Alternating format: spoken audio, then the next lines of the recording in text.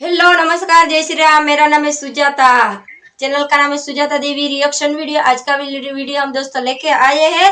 इस देश के पास है परमाणु खजाना, फिर भी क्यों डरता है, क्या बात है, इसके बारे में दोस्तों वीडियो में बनते रहना। वीडियो के साथ क्या देखने मिलता है, सब्सक्राइब करना, बेल आइकन दबाना, हमारा हर वीडियो आप तक पहुंचता रहेगा। चलते हैं वीडियो। कल्पना कीजिए एक देश की, ऐसा देश जिसके पास एक ऐसा खजाना है जो पूरी दुनिया को बिजली दे सकता है।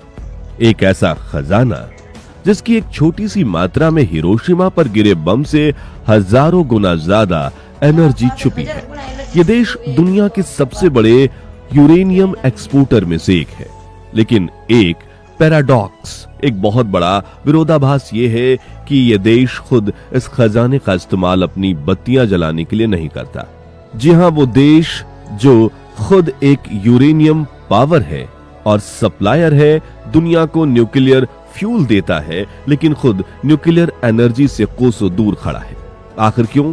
क्या वजह है कि यूरेनियम का सबसे बड़ा सौदागर खुद परमाणु शक्ति से परहेज करता है?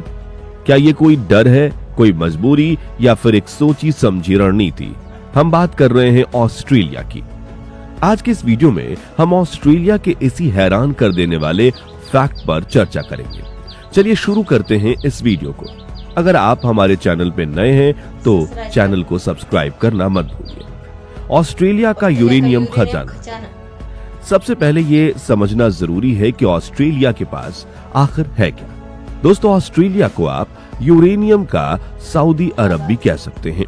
दुनिया का लगभग 1/3 यानी रफली 33% यूरेनियम का भंडार अकेले ऑस्ट्रेलिया की जमीन के नीचे दबा हुआ है। साउथ ऑस्ट्रेलिया में मौजूद ओलंपिक डैम माइन दुनिया की सबसे बड़ी यूरेनियम खदानों में से एक है। इसके अलावा रेंजर माइन और वेवरली माइन जैसे कई और बड़े डिपोजिट्स हैं। ये सिर्फ चट्टान के टुकड़े नहीं हैं, ये वो फ्यूल है जिस पर दुनिया भर के सैकड़ों न्यूक्लियर रिएक्टर्स चलते हैं।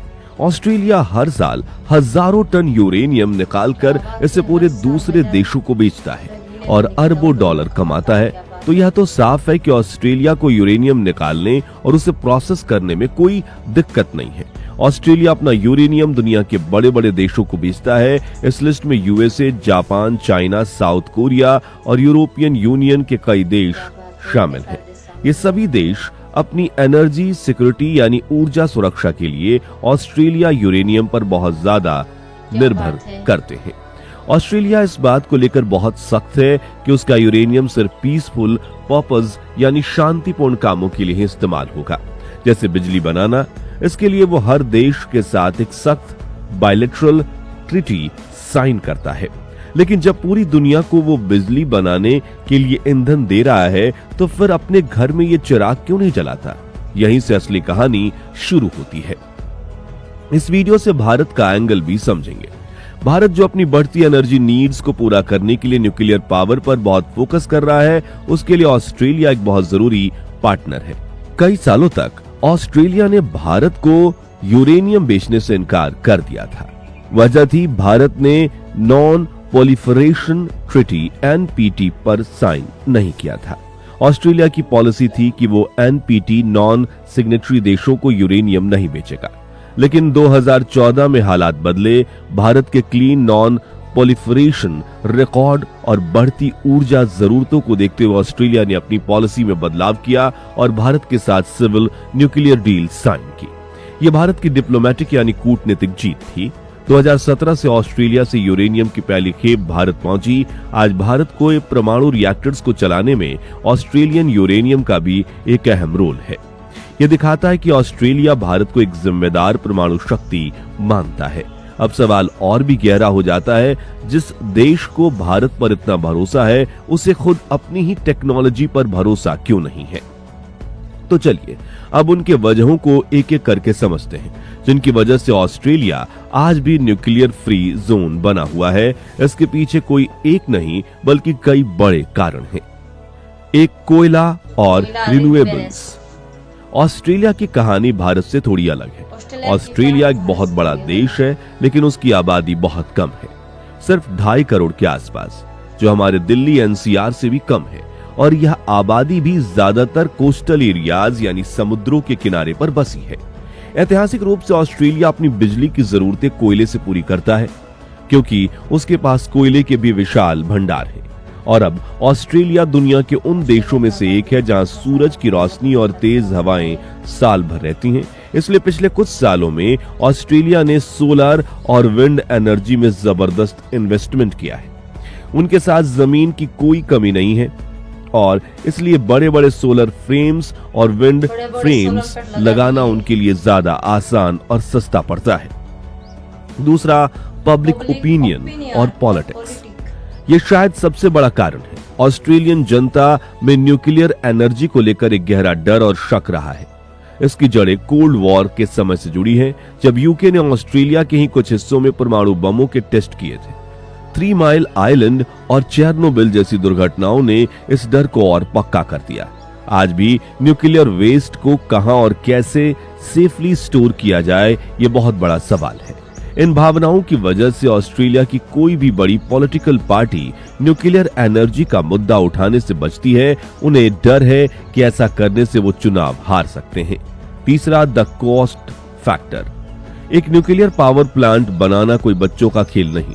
इसमें अरबों खरबों डॉलर का खर्च आता है और इसे बनने में 15 से 10 साल लग जाते हैं। दूसरी तरफ सोलर और विंड प्रोजेक्ट्स बहुत तेजी से और कम लागत में तैयार हो जाते हैं। ऑस्ट्रेलिया के कॉन्टेक्स्ट में जहां आबादी कम और बिखरी हुई है, वहां एक सेंट्रलाइज्ड महंगा न्यूक्लियर प्लांट बनाने के बजाय जगह जगह रिन्यूएबल एनर्जी प्रोजेक्ट्स लगाना ज्यादा प्रैक्टिकल और इकोनॉमिकल माना जाता है। क्या फ्यूचर में बदलेगा नजरिया? तो क्या ऑस्ट्रेलिया हमेशा ऐसा ही रहेगा? शायद नहीं। क्लाइमेट चेंज का बढ़ता खतरा अब पुरानी सोच को बदलने पर मजबूर कर रहा है। ऑस्ट्रेलिया अपने कोयले पर निर्भरता कम करना चाहता है और सिर्फ सोलर और विंड एनर्जी 24/7 रिलायबल पावर नहीं दे सकती। ऐसे में न्यूक्लियर एनर्जी, जो कि एक जीरो एमिशन सोर्स है, एक विकल्प के तौर पर फिर से चर्चा में आ रही है, खासकर स्मॉल मॉड्यूलर रिएक्टर्स, जिससे नई टेक्नोलॉजी को लेकर बहस तेज हो गई है। ये छोटे फैक्ट्री निर्मित रिएक्टर्स हैं जो पारंपरिक न्यूक्लियर प्लांट्स की तुलना में ज्यादा सुरक्षित और सस्ते माने जाते हैं। हो सकता है कि आने वाले दशक में जब दुनिया क्लीन एनर्जी की तरफ और तेजी से बढ़ेगी, तो ऑस्ट्रेलिया को अपने यूरेनियम के खजानों को सिर्फ बेचना ही नहीं बल्कि उसका इस्तेमाल करना भी फायदेमंद लगे। तो दोस्तों, ऑस्ट्रेलिया के इस वीडियो से हमें ये सीख मिलती है कि किसी देश की एनर्जी पॉलिसी सिर्फ उसके रिसोर्सेज पर नहीं बल्कि उसकी जियोग्राफी, पॉलिटिक्स, पब्लिक ओपिनियन और इकोनॉमिक्स पर भी निर्भर करती है। ऑस्ट्रेलिया के पास यूरेनियम का भंडार होना एक बात है और उसका इस्तेमाल करने की जरूरत और इच्छा होना दूसरी बात है। फिलहाल ऑस्ट्रेलिया दुनिया के लिए एक जिम्मेदार यूरेनियम सप्लायर बना हुआ है और भारत जैसे देश की ऊर्जा जरूरतों को पूरा करने में मदद कर रहा है। लेकिन भविष्य में क्या होगा, ये देखना दिलचस्प होगा। आपको क्या लगता है, क्या ऑस्ट्रेलिया को अपनी नो न्यूक्लियर एनर्जी की पॉलिसी पर बने रहना चाहिए या क्लाइमेट चेंज से लड़ने के लिए उसे अपने सबसे बड़े खजाने का इस्तेमाल करना चाहिए? अपनी राय हमें नीचे कमेंट्स में जरूर बताइए। अगर आपको ये वीडियो इंफॉर्मेटिव और इंटरेस्टिंग लगा तो इसे लाइक करें और अपने दोस्तों के साथ शेयर करें। धन्यवाद। हेलो दोस्तों, ये वीडियो तभी खत्म हो चुका है, आपने देखा होगा। तो देखिए परमाणु खजाना का वीडियो आप सभी को कैसा लगा, ये कमेंट बॉक्स में आप जरूर बता सकना। और एक नई वीडियो में आप सभी को मुलाकात होगी। ज़्यादा से ज़्यादा इस वीडियो को शेयर करना, चैनल को सब्सक्राइब करना, लाइक करना। जय श्री राम।